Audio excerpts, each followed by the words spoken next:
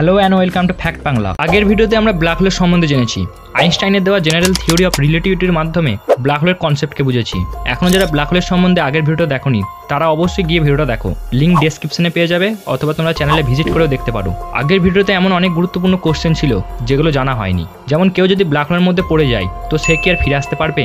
আর Interstellar মুভিতে দেখানো হয় কুপার যখন ব্ল্যাক হোলের মধ্যে চলে যায় তখন সে একটি 5 ডাইমেনশনাল স্পেসে আটকে পড়ে এবং কুপার গ্র্যাভিটির মাধ্যমে তার পাস্টের সাথে কমিউনিকেট করতে থাকে। এটা কি আদৌ পসিবল? আর একটি ব্ল্যাক হোল যদি তারা থেকে সৃষ্টি হয়, ভবিষ্যতে কি আমাদের প্রিয় সূর্য ব্ল্যাক হোলে রূপান্তরিত হবে? এমনই সব আননোন আর ইন্টারেস্টিং ফ্যাক্ট জানবে এই ভিডিওতে। তার জন্য অবশ্যই ভিডিওটা পুরোটা দেখো, আর চ্যানেলে নতুন হলে অবশ্যই চ্যানেলটাকে সাবস্ক্রাইব করো।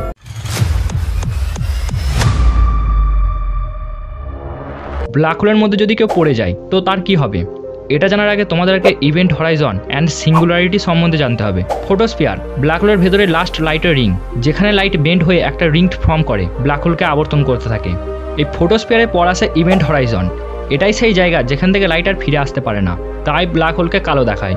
বিজ্ঞানী অ্যালবার্ট আইনস্টাইনের জেনারেল থিওরি অফ রিলেটিভিটির মতে ব্ল্যাক হোলের সেন্টারকে সিঙ্গুলারিটি বলে। এই স্থানে গ্র্যাভিটি এতটাই বেশি যে শুধু লাইট নয়, সব কিছু এই স্থানে গেলে আর ফিরে আসতে পারে না।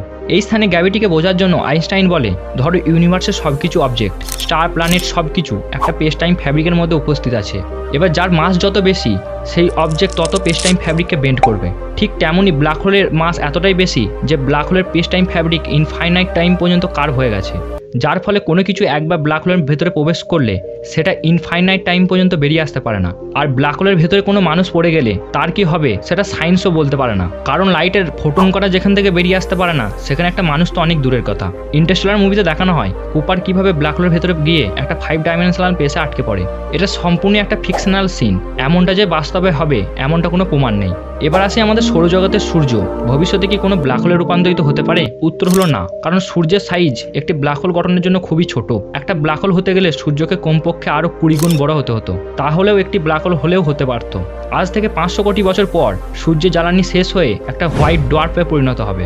মহান Indian American astrophysicist Subrahmanyan Chandrasekhar এই ঘটনাকে প্রুভ করেন ওনার দেওয়া চন্দ্রশেখর লিমিট ইকুয়েশনের মাধ্যমে। এই ইকুয়েশনের মাধ্যমে হোয়াইট ডোয়ার্ফের ম্যাক্সিমাম মাস নির্ধারণ করা যায়, যেটা হলো 1.39 into the mass of our sun. এর থেকে কোনো হোয়াইট ডোয়ার্ফের মাস বেশি হলে সেটা স্টেবল না থেকে একটা ব্ল্যাক হোলের গঠন করবে। যেহেতু ব্ল্যাক হোলের মধ্যে মারাত্মক গ্র্যাভিটি থাকে, আর আমরা আগের ভিডিওতে আইনস্টাইনের দেওয়া জেনারেল থিওরি অফ রিলেটিভিটির মাধ্যমে জেনেছি গ্র্যাভিটি কিভাবে টাইমের উপর প্রভাব ফেলে। যদি কেউ ব্ল্যাক হোলের মধ্যে পড়ে যায় এবং সে যদি কোনো কারণে বেঁচে ফিরে আসতে পারে তো তার কাছে টাইম ইনফাইনাইট টাইম পর্যন্ত স্লো হয়ে যাবে, মানে তার কাছে ব্ল্যাক হোলের মধ্যে কিছু সেকেন্ড কাটবে কিন্তু ব্ল্যাক হোলের বাইরে এসে দেখবে কয়েক বিলিয়ন বছর কেটে গেছে।